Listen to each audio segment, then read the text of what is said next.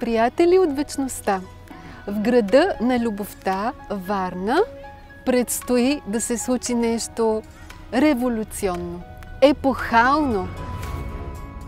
Това е божествено събитие, отварящо вратите на любовта в живота ни.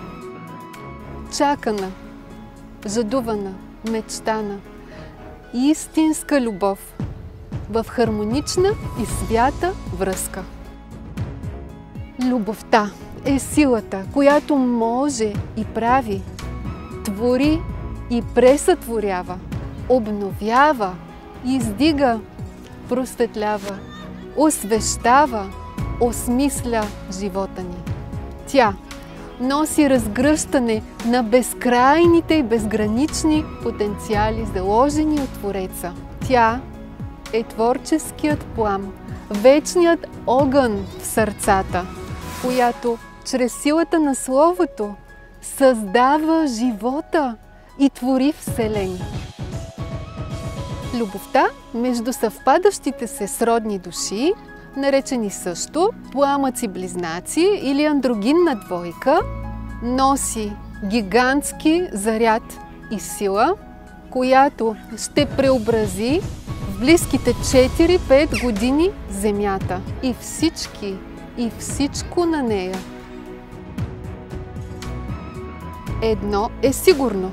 Божественото Слово в това събитие ще проправи пътя на великата андрогинна любов в живота на участниците. Ще поканя 3 истински андрогинни двойки, които да споделят как се проявява любовта в живота им.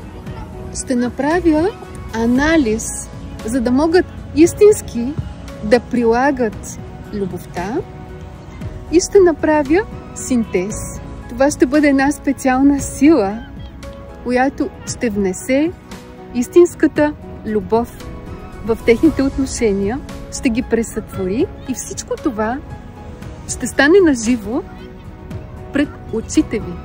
Приятели, заповядайте да творим заедно. С мен Силвина Бел Илали и с Георги Изворски. Варна, 27 юли, 11 часа, хотел Черно море. Изпращам ви любов!